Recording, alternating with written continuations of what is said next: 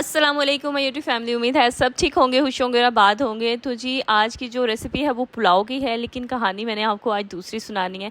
आज ही मेरे घर जो है वो मेरी मेड आई, काफ़ी रो रही थी, काफ़ी परेशान थी। तो मैंने उनसे पूछा क्या बात है, आप इतनी परेशान क्यों हैं।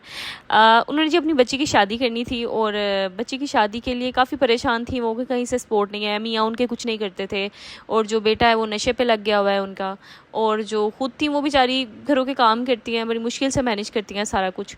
तो बहुत परेशान थी, तो कह रही थी कि मेरे जो भाई हैं, मतलब उनके जो भाई हैं वो भी उनको सपोर्ट नहीं कर रहे। तो बता रही थी कि काफ़ी अच्छे खासे हैं लेकिन फिर भी मुझे ना सपोर्ट नहीं करे, तो बल्कि उल्टा मेरी बेटियों को तंग नज़री का निशाना बनाया होता है और उनको हर वक्त ये लोग डिग्रेड करते रहते हैं। तो जी मैं ना उसकी बातें सुन के बड़ी हैरान हुई कि मतलब उसका सगा भाई है, वो वाला भाई जो बचपन से लेके एक माँ के बच्चे होते हैं, जो जो इकट्ठे पले भरे जवान हुए, और बहनें हमेशा ही कुर्बानी देती हैं। मैं इस चीज़ से कभी नहीं पीछे हटूँगी और ना मैं कभी कहूँगी कि ऐसे नहीं हो सकता कि बहनें कुर्बानी नहीं देती। और जी ये भी चीज़ बहुत ज़्यादा हकीकत है कि भाई भी बहुत कुर्बानियाँ देते हैं अपनी बहनों के लिए भी, अपने हर रिश्ते के लिए। वो जब तक छोटा होता है भाई तो अपने घर की ज़रूरतें पूरी करता है, जवान होता है तो बहनों की जिम्मेदारियाँ पड़ जाती हैं, घर की रिस्पॉन्सिबिलिटी पड़ जाती है, माँ बाप का कहना माने, शादी हो जाती है, फिर बीवी बच्चों की जिम्मेदारियाँ पड़ती हैं। तो हर मतलब रिश्ते की एक अलग वैल्यू और एक अलग रिस्पॉन्सिबिलिटी होती है। मुझे बताने लगी कि ये ना इनके हालात काफ़ी अच्छे होते थे। तो कह रही थी कि हम लोग ना एक गांव में रहते थे, काफ़ी पुराना और मतलब पुराना टाइम का गांव था वो। तो वहाँ पे हमारे मेरे मियाँ के हालात बहुत अच्छे होते थे।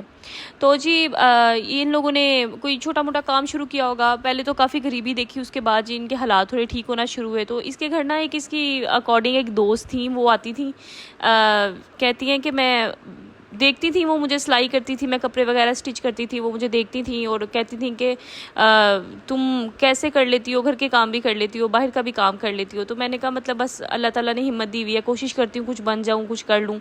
तो इसकी जो फैमिली में ना अम्मी भी नहीं थी, अबू भी नहीं थे, शादी हो चुकी थी, हस्बैंड भी जो हैं वो करते थे काम थोड़ा बहुत। बता रही थी कि जैसे वक्त गुजरता गया मैं मुझे काम ज़्यादा आने लग गया, मेरे तब बच्चे नहीं थे, मैंने छोटी मोटी गांव में, आपको पता छोटी मोटी जगह मिल जाती है इजीली। तो शायद उसके मियाँ ने भी कोई 2-3 जॉब शुरू की हुई थी, इन्होंने भी की हुई, तो वो कोई छोटी मोटी ज़मीन ले ली उन्होंने, वहाँ पर इन्होंने मकान आहिस्ता आहिस्ता बनाना शुरू कर दिया। तो जब वो मकान बन गया तो वो अपनी हर बात अपनी एक दोस्त को बताती थी। तो वो आती थी, ज़ारा जो है उनके तो अकॉर्डिंग नाम था उनका जी, वो आती थी और आके सारी कहानी सुनती थी। लेकिन पहले तो वो बहुत अच्छी दोस्त थी, फिर उनको वो ना हज़म नहीं हुई बातें कि अच्छा अब ये मतलब एक अच्छा बनने लग गई है, इसका घर बन जाएगा ये वो।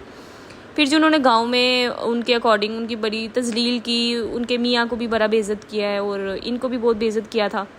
और एट द एंड ये हुआ कि गांव में से ना किसी ने आके बता दिया था इसको कि इस तरह आपकी मतलब सुनने में आया है कि आप इस तरह घर बना रही हैं, आप तो मतलब किसी और काम में पड़ गई हैं, आपके लिए तो बड़े गलत अल्फाजात गांव में इस्तेमाल हो रहे हैं।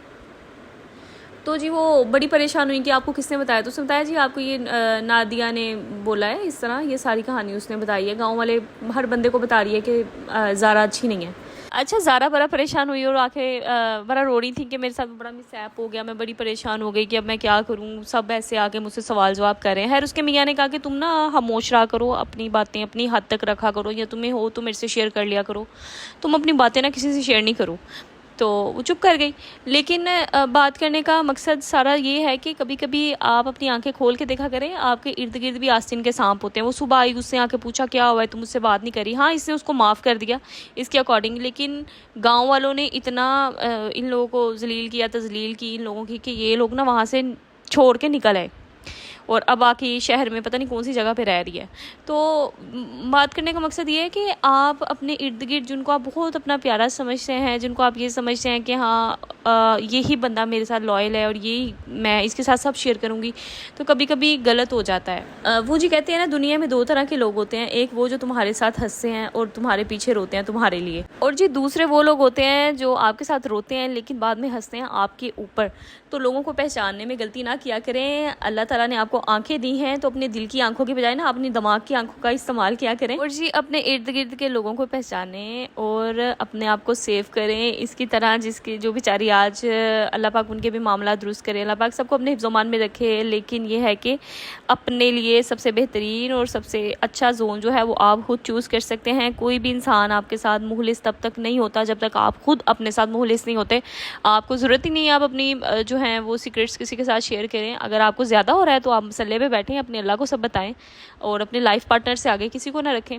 तो जी मैं आपको सिर्फ जाते जाते एक ये लेसन देके जाऊंगी कि अपने इर्द गिर्द के लोगों को पहचानें। वो लोग जो आपके सामने बहुत हमदर्द और इतने मीठे बन जाते हैं कि आपको उनसे कभी कोई कड़वा अल्फाज सुनने को नहीं मिलता, वो लोग सबसे ख़तरनाक हैं। जो आपकी हाँ में हाँ मिलाते हैं, उनका कोई पर्सनल ओपिनियन ही नहीं है, वो आपकी हर बात में हाँ कर देते हैं। तो ये ज़रा सोचा करें और अल्लाह ताला सबको अपने हिफ्ज़-ओ-मान में रखे और जी हर इंसान अल्लाह ताला की पनाह में रहे और ऐसे लोगों से अल्लाह ताला बचाए जो आपके मुंह पे आपके हैं और दूसरे के मुंह पे दूसरे के हैं, जो आपके बैक बिचिंग करते हैं और दूसरे के मुंह पे जाके जी कहते हैं ये तो बेवकूफ़ है, मैं तो इसको सुन रहा था। हालांकि आपके मुंह पे आपकी और आपको अप्रिशिएट ही कर रहे होंगे कि तुम तो बड़ी अच्छी, तुम तो बहुत ज़हीन, तुम तो बहुत ऐसा कुछ नहीं होता। और अगर कोई आपकी तारीफ़ कर रहा है ना तो आप मेरी बात याद रखें कि कोई भी मेरी अम्मी कहा करती थी कि तारीफ़ वो होती है जो आपकी ना बैक पे की जाए, तारीफ़ कभी भी वो नहीं होती जो आपके मुंह पे की जाती है। तो जी चीज़ों को अंडरस्टैंड करें। और जी ये दुनिया सिर्फ़ एक धोखा और एक तमाशा है, ये चीज़ अल्लाह ताला ने कुरान पाक में फरमाई है कि ये दुनिया एक तमाशा है और जी ये एक धोखा है। तो इस धोखे से बचें और अपने आप को शैतान के शर से महफूज रखें। अल्लाह ताला सबको नेक हिदायत दे और हर इंसान अपने रिश्तों से प्यार करे और हर किसी से प्यार किया करे, बेशक उसका आपके साथ एक सलामदा का ही रिश्ता क्यों नहीं है, प्यार करें लेकिन यकीन नहीं करें। इसके साथ जी चलते चलते जो है हमारा पुलाव कंप्लीट हो गया और इसके साथ जी चलते चलते मेरा व्लॉग हो रहा है ख़त्म। और अगर आपको वीडियोस अच्छी लगी हों तो do like, subscribe and share. अल्लाह हाफिज़, अपना ध्यान रखिएगा, टेक केयर, बाय बाय।